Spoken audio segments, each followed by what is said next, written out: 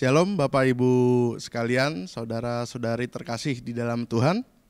Senang kita bisa berjumpa lewat program ini.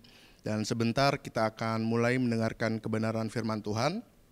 Dan saya berdoa meminta tuntunan Roh Kudus agar apa yang saya sampaikan sebentar kurang lebih 30 menit ke depan lewat renungan firman Tuhan pada hari ini benar-benar bisa memberkati kita semua yang menyaksikan dimanapun kita berada dan kapanpun kita menonton tayangan ini. Sebelum kita masuk lebih lanjut, mari kita membuka sharing kebenaran firman Tuhan ini. Kita bersatu hati dengan doa. Bapa, kami mengucap syukur Tuhan Yesus, Kau begitu baik buat kami. Sepanjang hari ini kami sudah boleh melakukan aktivitas kami, Kau sudah menyertai kami apapun yang kami lakukan. Lalu sebentar kami mau mengambil sebagian dari waktu kami untuk duduk diam mendengar kebenaran firman-Mu. Biar Kau berkati Tuhan Yesus, Kau yang beracara dari awal pertengahan hingga akhirnya nanti lewat sharing renungan firman Tuhan ini sehingga bisa memberkati kami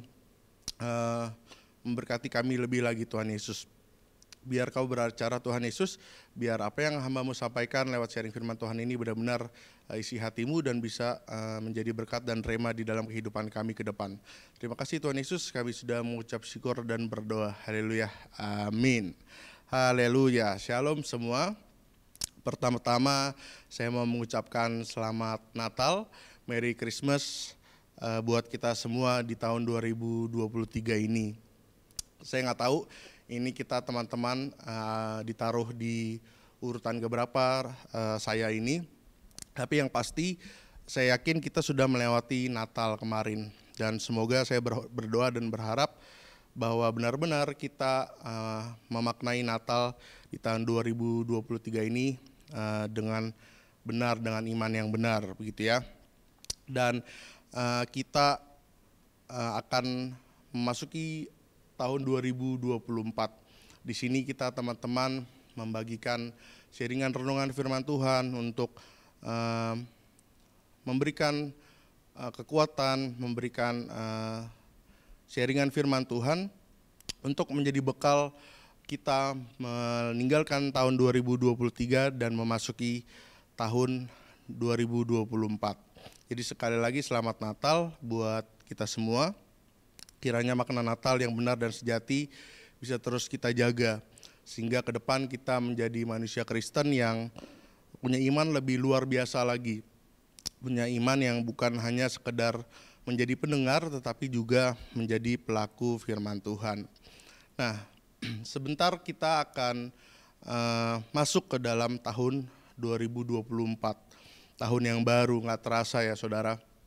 Rasa-rasanya baru kemarin kita masuk tahun 2023, tetapi saat ini kita udah di penghujung lagi tahun 2023.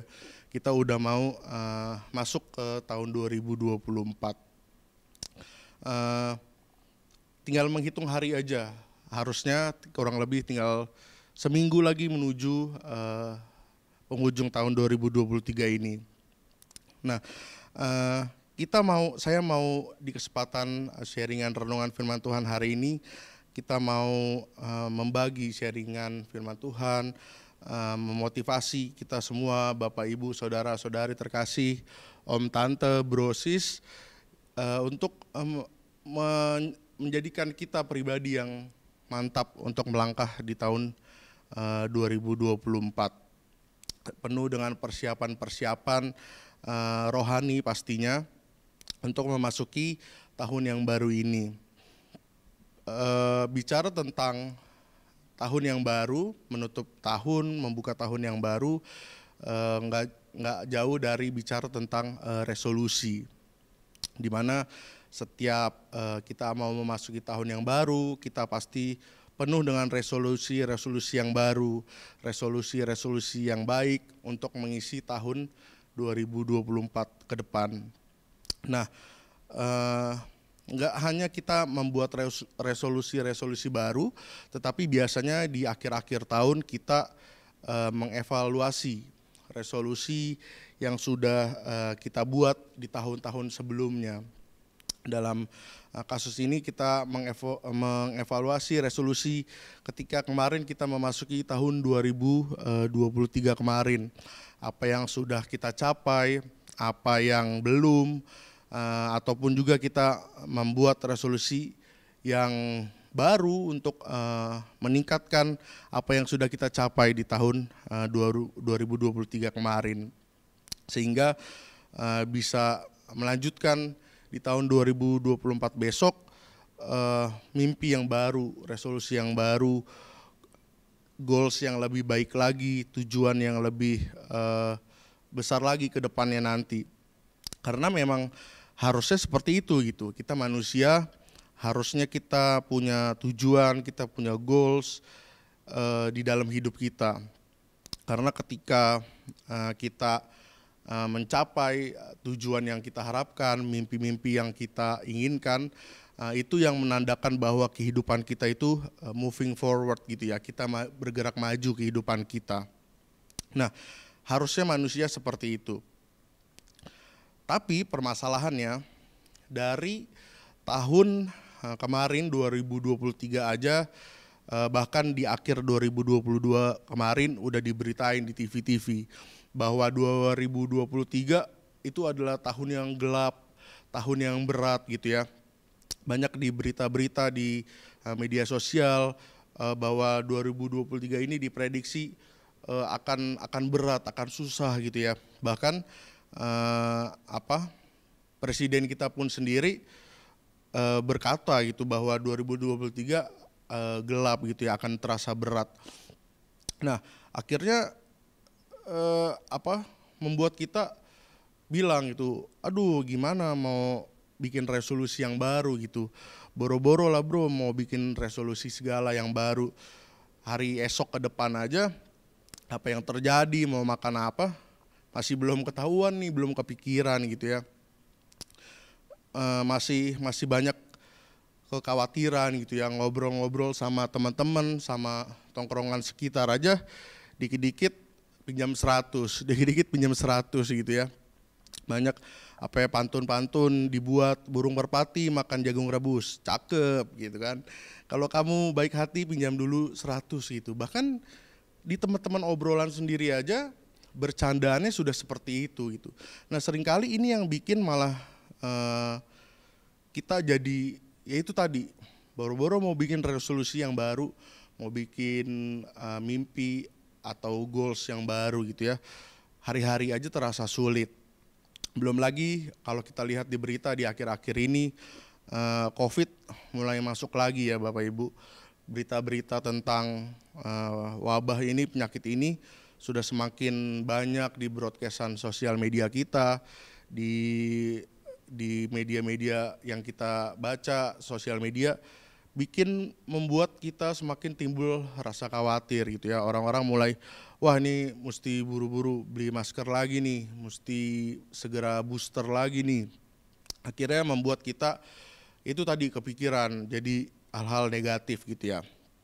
Nah, maka dari itu di kesempatan hari ini saya dan teman-teman rekan-rekan dalam seminggu ini mau menyambut memasuki tahun yang baru, kita ada di sini untuk menyampaikan kebenaran firman Tuhan.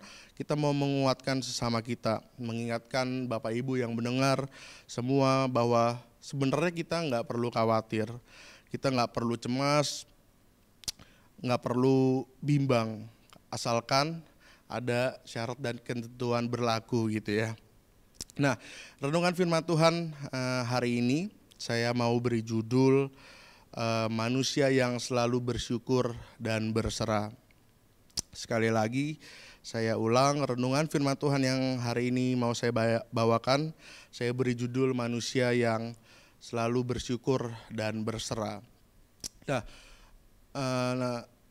renungan firman Tuhan yang ingin saya sampaikan hari ini terambil dari perikop atau firman Tuhan dari Filipi pasal yang keempat. Filipi pasal yang keempat, ayat yang pertama sampai yang ke-23. Saya bacakan. Filipi pasal yang keempat, ayat yang pertama sampai ke-23. Karena itu saudara-saudara yang kukasihi dan yang kurindukan, sukacitaku dan mahkotaku, berdirilah juga dengan teguh dalam Tuhan, hai saudara-saudaraku yang kukasihi. Eudia kunasihati dan Sintike kunasihati, supaya sehati sepikir di dalam Tuhan. Bahkan kuminta kepadamu juga Sunsugos, temanku yang setia, tolonglah mereka. Karena mereka telah berjuang dengan aku dalam pekabaran Injil, bersama-sama dengan Clemens dan kawan-kawanku sekerja yang lain, yang nama-namanya tercantum dalam kitab kehidupan. Ayat 4, bersukacitalah senantiasa di dalam Tuhan. Sekali lagi kukatakan bersukacitalah. Hendaklah kebaikan hatimu diketahui semua orang, Tuhan sudah dekat. Janganlah hendaknya kamu khawatir tentang apapun juga, tetapi nyatakanlah dalam segala hal keinginanmu kepada Allah, di dalam doa dan permohonan dengan ucapan syukur. Damai sejahtera Allah yang melampaui segala akal akan memelihara hati dan pikiranmu di dalam Kristus Yesus. Jadi akhirnya saudara-saudara, semua yang benar, semua yang mulia, semua yang adil, semua yang suci, semua yang manis, semua yang sedap didengar, semua yang disebut kebajikan dan patut dipuji, pikirkanlah semuanya itu. Dan apa yang telah kamu pelajari, dan apa yang telah kamu terima, dan apa yang telah kamu dengar, dan apa yang telah kamu lihat padaku, lakukanlah itu. Maka Allah sumber damai sejahtera akan menyertai kamu. Ayat ke-10, aku sangat bersukacita di dalam Tuhan, bahwa akhirnya pikiranmu dan perasaanmu bertumbuh kembali untuk aku. Memang selalu ada perhatianmu, tetapi tidak ada kesempatan bagimu. Kukatakan ini bukanlah karena kekurangan, sebab aku telah belajar mencukupkan diri dalam segala keadaan. Aku tahu apa itu kekurangan, dan aku tahu apa itu kelimpahan. Di dalam segala hal, dalam segala perkara, tidak ada sesuatu yang merupakan rahasia bagiku, baik dalam hal kenyang maupun dalam hal kelaparan, baik dalam hal kelimpahan maupun dalam hal kekurangan. Segala perkara dapat kutanggung di dalam Dia yang memberi kekuatan kepadaku. Namun, baik juga perbuatanmu, bahwa kamu telah mengambil bagian di dalam kesusahanku.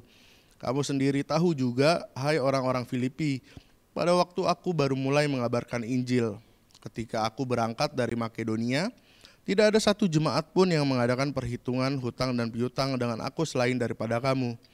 Karena di Tesalonika pun kamu telah 1-2 kali mengirimkan bantuan kepadaku.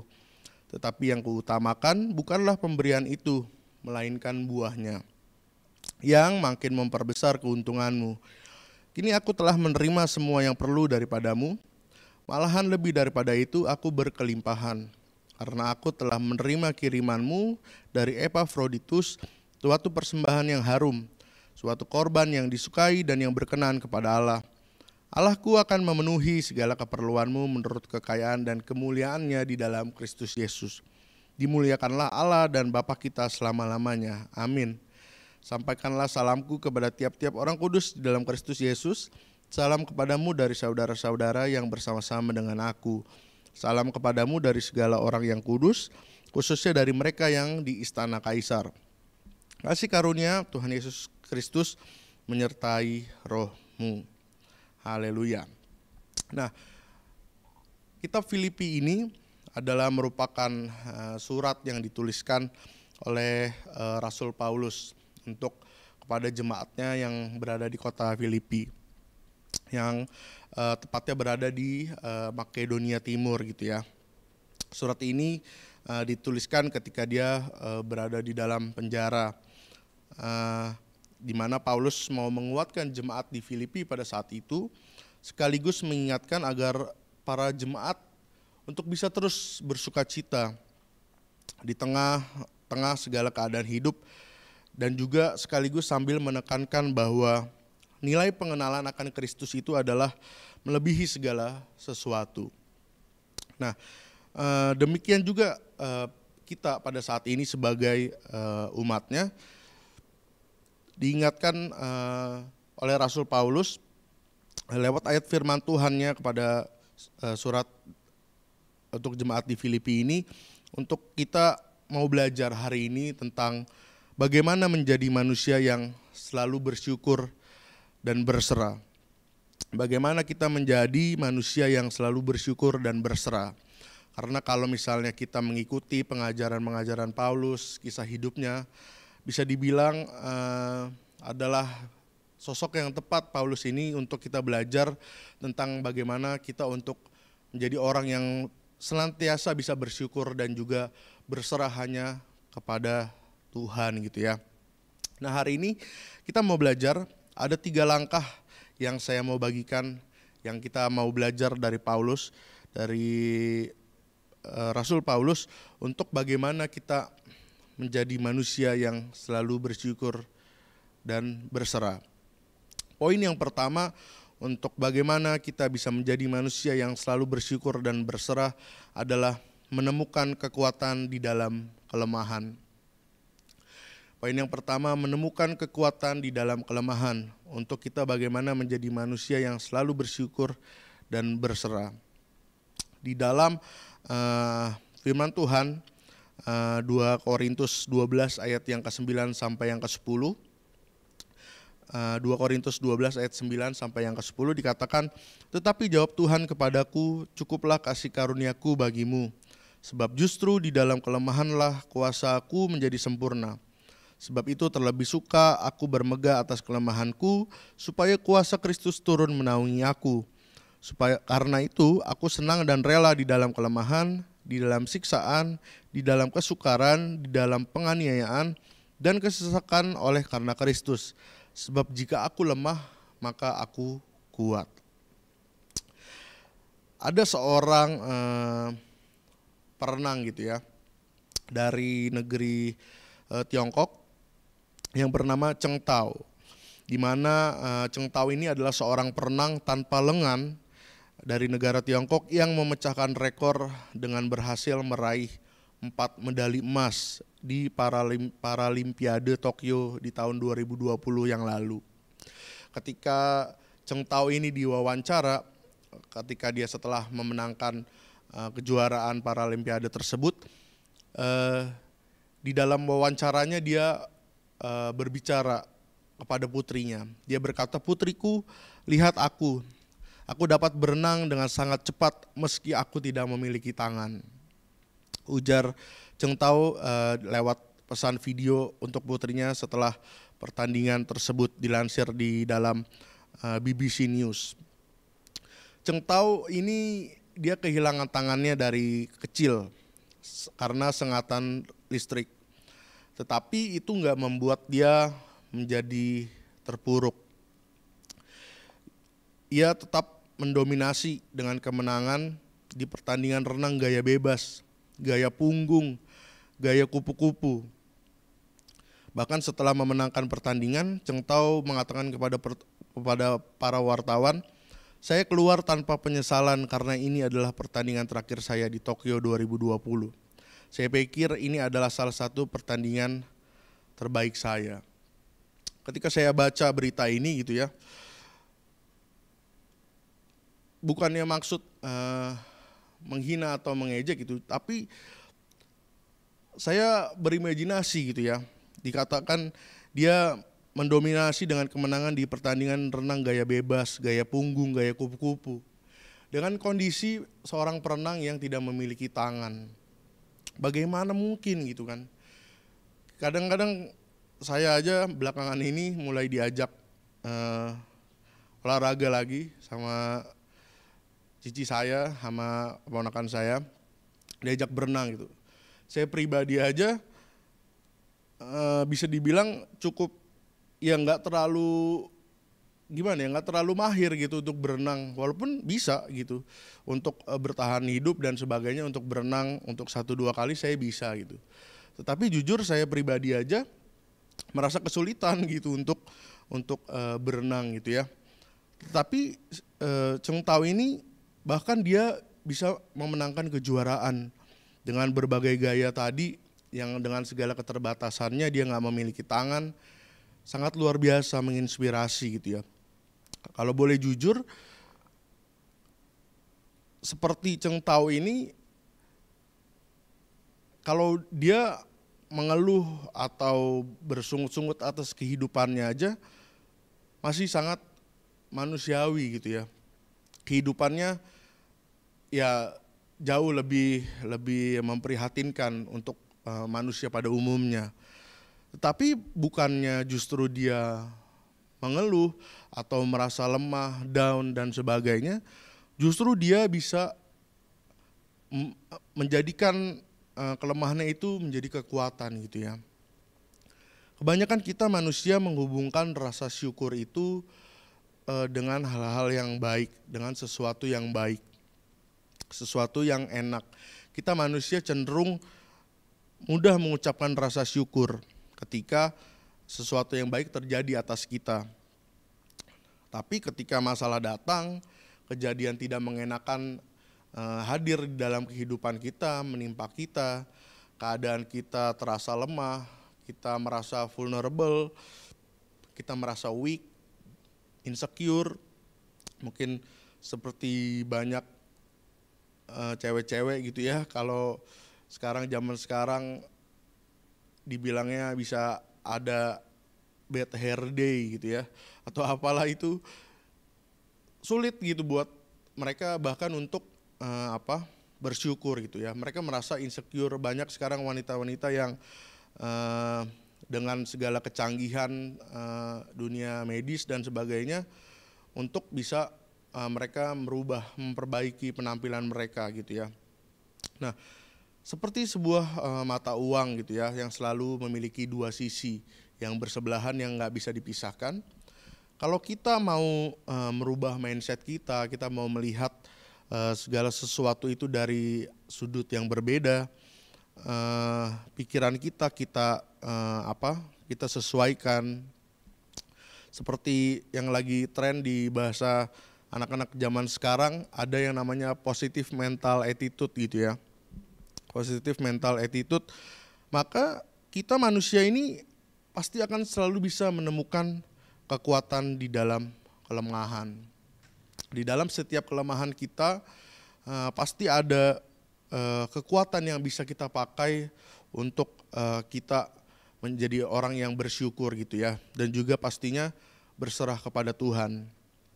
Paulus menyadari bahwa di dalam kelemahannya dia dapat lebih mengandalkan kekuatan dan kasih karunia Tuhan, bukan kekuatannya sendiri. Paulus menunjukkan ketergantungannya pada Tuhan, bukan pada kekuatannya sendiri. Seperti tadi kita lihat di dalam 2 Korintus 12 ayat yang ke-9, dikatakan Paulus menyatakan bahwa kekuatan Kristus sempurna di dalam kelemahannya gitu ya. Jadi ketika kita dalam keadaan yang lemah, kita dalam keadaan yang down, justru itulah momen yang paling tepat dan paling pas untuk kita melihat bahwa kekuatan Tuhan yang begitu luar biasa, rencana Dia yang begitu indah, pemeliharaannya atas kita itu nyata gitu ya. Paulus menerima kelemahan, penghinaan, dan kesulitan demi Kristus, karena ketika ia lemah maka disitulah ia kuat, dia katakan. Nah, maka di poin yang pertama ini, ketika kita mau menyadari keterbatasan kita sebagai manusia mengakui bahwa kita ini manusia ciptaan yang penuh dengan kelemahan, ketidakmampuan, ketidaksanggupan. Secara nggak langsung kita mengarahkan diri kita untuk berserah kepada Tuhan. Kita menyerahkan diri kita sepenuhnya meminta pertolongan Tuhan di dalam setiap aspek hidup kita. Sehingga akhirnya bisa membuat kita menjadi orang yang selalu bersyukur tadi dan juga berserah mengandalkan Dia. Karena di dalam kelemahan kita menemukan kekuatan yang hanya daripada Tuhan gitu ya. Pasti kita pernah dengar yang statement atau quotes yang berkata masalah itu datang untuk kita bisa melihat yang namanya mujizat gitu ya. Nah, sama dengan halnya ini gitu ya. Kalau kita mau menjadi pribadi manusia yang selalu bersyukur dan berserah mengandalkan Tuhan, Langkah yang pertama adalah kita bisa menemukan kekuatan di dalam kelemahan tersebut gitu ya. Kemudian yang kedua, poin yang kedua, bagaimana kita bisa menjadi manusia yang selalu bersyukur dan berserah hanya kepada Tuhan adalah hidup dengan iman yang benar. Poin yang kedua, bagaimana menjadi manusia yang selalu bersyukur dan berserah adalah hidup dengan iman yang benar. Di dalam Alkitab, di dalam Kolose 3 ayat yang kedua, surat Paulus kepada jemaat di Kolose, pasal yang ketiga ayat yang kedua dikatakan, pikirkanlah perkara yang di atas, bukan yang di bumi. Rasul Paulus di sini mengingatkan kita lewat suratnya kepada jemaat di Kolose ini, dia mengatakan, pikirkanlah perkara yang di atas, bukan yang di bumi.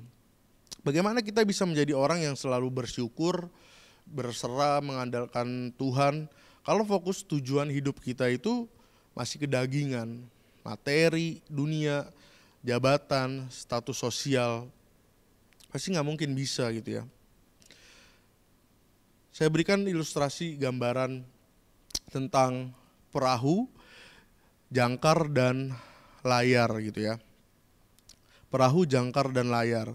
Bayangkan kita berada di dalam sebuah perahu kecil di tengah lautan samudra yang luas. Lautan melambangkan dunia ini yang penuh dengan segala kesibukannya, godaan, kekhawatiran, di mana perahu kecil itu adalah kehidupan kita. Dan di dalam perahu itu ada dua hal. Ada jangkar yang melambangkan perkara di bawah, dan juga layar perahu yang melambangkan perkara di atas. Di tengah-tengah lautan samudra yang luas,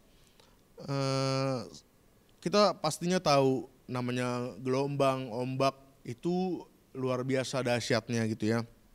Kalau kita hanya di pantai, ya itu hanya ombak seru-seruan, bahkan bisa kita pakai untuk berselancar gitu ya. Tapi di tengah lautan yang dalam itu ombak begitu tinggi, ombak begitu besar, begitu menakutkan. Nah, sebegitu juga dengan kehidupan kita. Ketika perahu kita, kehidupan kita berada di tengah lautan samudra yang luas itu, ada dua hal yang bisa kita lakukan. Yang pertama yaitu melemparkan jangkar ke dasar laut atau perkara yang di bumi, fokus kita. Kalau kita melemparkan jangkar ke dasar laut, tentu pastinya untuk sementara akan terlihat perahu kita akan lebih stabil, karena perahu kita akan stay di tempat itu, lebih minim terombang-ambing itu. Tetapi kalau kita mau jujur juga, ketika kita melemparkan jangkar tersebut, secara nggak langsung kapal atau perahu kita ini nggak bergerak maju, terjebak oleh beban kekhawatiran dunia, seperti kehidupan kita ini. Nah, ini melambangkan fokus kepada perkara duniawi seperti kekayaan, status, kekuasaan, keinginan pribadi tadi. Ketika kita memiliki materi yang baik, status sosial yang baik, jabatan yang baik, terkadang kehidupan terkesan lebih stabil. Di luar kita bisa melihat badai dan sebagainya, tapi ketika kita memiliki hal-hal tadi, mungkin kita merasa kita lebih aman gitu ya. Nah, tetapi meskipun jangkar tadi memberikan perasaan kestabilan, sebenarnya itu hanya ilusi semata, karena sebenarnya kita berada di tengah ombak dan badai kehidupan tanpa arah yang jelas dan stuck di situ. Kehidupan kita nggak maju. Ataupun kita juga bisa melakukan hal yang kedua tadi, selain melemparkan jangkar, yaitu membiarkan perahu kita terombang-ambing mengikuti ombak yang terkadang terkesan menakutkan kedengarannya, tetapi sambil kita melebarkan layar perahu kita selebar-lebarnya, di mana layar yang lebar ini menggambarkan perkara yang di atas. Nah, di poin yang kedua ini, mengapa saya mengatakan hidup dengan iman yang benar adalah langkah yang harus kita lakukan untuk bisa menjadi manusia yang selalu bersyukur dan berserah, adalah karena mungkin banyak orang Kristen itu yang mungkin pasti bisa semua orang hidup itu dengan iman gitu ya. Semua orang bisa beriman asalkan percaya Yesus, terima kebaikan Yesus, maka serta-merta langsung bisa namanya hidup dengan iman gitu ya. Oh, sekali menerima kebaikan Yesus langsung bisa, oh ya saya percaya Yesus, mengatakan lewat mulutnya gitu ya. Tapi yang saya mau tekankan di sini di poin yang kedua ini adalah bukan hanya hidup dengan iman semata, tetapi hidup dengan iman yang benar gitu ya. Nah, iman yang benar ini adalah hidup yang bukan dengan iman yang aku beriman kepada Tuhan Yesus pasti jawab doaku. Hidup dengan iman bukan semata mengimani bahwa Bapa mana beri batu ketika anaknya minta roti. Tuhan Yesus pasti selalu kasih yang terbaik buat aku, titik. Aku beriman Tuhan Yesus pasti akan selalu menjawab doaku. Nah, ini yang menurut saya kurang pas gitu ya. Menurut saya ini kurang tepat. Dibilang salah ya tidak, karena ini firman Tuhan juga. Tapi yang saya mau fokuskan di sini adalah hidup dengan iman yang benar. Hidup dengan iman bahwa ketika aku berdoa, rencana Tuhan yang terjadi atas hidupku. Bukan lagi setiap berdoa, Tuhan aku mau ini, Tuhan aku mau itu. Tolong Tuhan jawab doaku. Tapi ketika kita berdoa beriman kepada Tuhan adalah, Tuhan apa rencanamu yang mau kau lakukan dalam hidupku? Apa yang kau mau aku lakukan untukmu? Ini yang Paulus mau ajarkan kepada kita. Bahwa fokus pada hal-hal rohani. Fokus kepada apa yang Tuhan inginkan, bukan pada keinginan dan kekhawatiran duniawi. Karena ini adalah cara untuk menjaga hati dan pikiran kita untuk tetap berserah kepada Tuhan. Kalau sudah begini, maka yakin dan percayalah bahwa kita akan bisa dengan mudah menjadi manusia yang selalu bersyukur dan berserah hanya kepadanya. Nah, itu poin yang kedua, yaitu hidup dengan iman yang benar. Kalau kita mau menjadi manusia yang bersyukur dan berserah hanya kepada Tuhan. Yang terakhir, poin yang ketiga, bagaimana kita bisa menjadi manusia yang selalu bersyukur dan berserah? Adalah dengan berjalan di dalam pimpinan Roh Kudus. Di dalam firman Tuhan,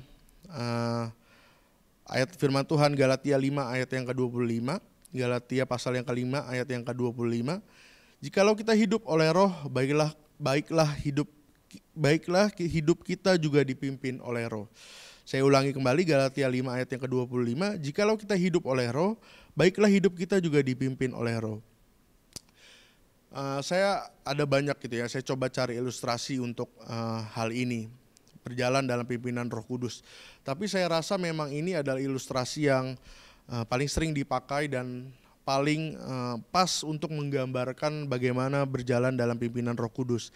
Adalah yaitu seperti GPS dan juga perjalanan hidup kita. Bayangkan hidup kita seperti mengemudi di sebuah perjalanan panjang gitu ya, menggunakan mobil kita.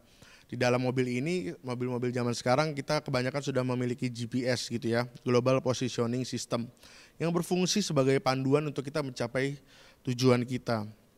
Mobil adalah melambangkan kehidupan kita dengan segala keputusan dan tindakan yang harus kita ambil setiap hari. Sama seperti ketika kita mengemudi, kita menghadapi berbagai pilihan rute, kondisi jalan, situasi yang gak terduga, bahkan dari orang-orang pengemudi lain gitu ya. Sedangkan GPS itu merupakan melambangkan Roh Kudus yang ada di dalam mobil kita atau kehidupan kita. GPS memberikan arahan, Roh Kudus memberikan bimbingan, hikmat dan petunjuk di dalam setiap aspek kehidupan kita. GPS juga membantu kita untuk menavigasi, menghindari kemacetan, mengambil rute terbaik. Demikian pula Roh Kudus memberikan nasihat dan memimpin kita menuju jalan yang benar sesuai dengan kehendak Tuhan. Nah, dalam mengemudi, ketika kita mengikuti petunjuk GPS, kita bisa mencapai tujuan dengan lebih efisien. Biasa kita diarahkan untuk jalur-jalur yang lebih cepat, menghindari kemacetan dan sebagainya. Demikian pula dengan mengikuti bimbingan Roh Kudus di dalam hidup kita. Kita dapat menghindari jalan-jalan, tanda kutip, yang membawa kita kepada kesulitan dan juga dosa. Terkadang GPS memberi kita petunjuk yang nggak sesuai sama yang kita lihat atau yang kita pikir benar. Terkadang kita merasa lebih tahu, gue udah tahu jalanan ke situ, ini bukan lewat sini, salah ini. Nah, disinilah kepercayaan dan ketaatan kita diuji sebenarnya. Begitu pula dengan Roh Kudus yang membimbing kita. Mungkin kadang-kadang bimbingan Roh Kudus ini terkadang nggak sesuai sama logika kita manusia. Tetapi sebenarnya bahwa pasti Roh Kudus membimbing kita itu untuk mengarahkan kepada kebaikan dan kehendak Tuhan. Kalau kita memilih untuk mengabaikan GPS atau mengambil rute sendiri, kadang-kadang memang sampai juga gitu. Tetapi nggak sedikit juga kejadian bahwa ketika kita mengabaikan GPS tersebut, banyak hal-hal yang buruk yang terjadi. Entah kita nyasar, entah kita salah jalan, entah kita kena pelanggaran dan sebagainya. Paulus menekankan pentingnya hidup untuk dipimpin oleh Roh. Sehingga Roh Kudus yang mengarahkan dan memberdayakan orang percaya itu untuk hidup sesuai dengan kehendak Tuhan. Kalau kita sudah bisa menjalani poin ini gitu ya, hidup dipimpin oleh Roh Kudus, maka saya yakin kita akan bisa menjadi pribadi yang selalu bersyukur dan berserah. Dan bagaimana barometer atau tolak ukur kita sudah menjadi pribadi atau manusia yang selalu bersyukur dan berserah ini, yaitu nggak lain dan nggak bukan adalah kekhawatiran. Jadi kalau kita kerjakan 3 hal atau 3 langkah tadi, yaitu apa? Yang pertama, temukan kekuatan di dalam kelemahan. Kemudian yang kedua, hidup dengan iman yang benar. Dan yang ketiga, berjalan di dalam pimpinan Roh Kudus.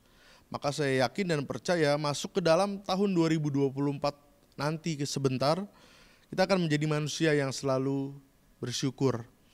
Dan yang pastinya berserah hanya kepada Tuhan, sehingga di dalam setiap aspek kehidupan kita senantiasa mengandalkan Tuhan saja. Dan akhirnya di tahun 2024 yang bahkan nanti awal tahun akan disambut dengan pemilihan capres dan cawapres, sekalipun bagaimana kondisinya kita nggak akan lagi khawatir. Bagaimana kondisi-kondisi saat ini, permasalahan penyakit apapun yang sedang hits, kita nggak akan khawatir gitu ya menjalani tahun 2024 ini ke depan gitu ya. Dan sebagai penutup, saya ada sharing sedikit aja. Kemarin ketika saya sedang menonton film gitu ya, ada satu quotes di film ini, film Natal gitu ya. Ada satu quotes yang menegur saya gitu ya, menguatkan saya. Di mana di dalam film itu dikatakan soal kekhawatiran. Dia mengatakan kepada temannya yang menghibur, mencoba mengingatkan, ayolah kamu nggak usah khawatir lagi. Karena kekhawatiranmu nggak akan menyelesaikan permasalahanmu hari esok. Tetapi kekhawatiranmu justru hanya akan merusak damai sejahteramu hari ini.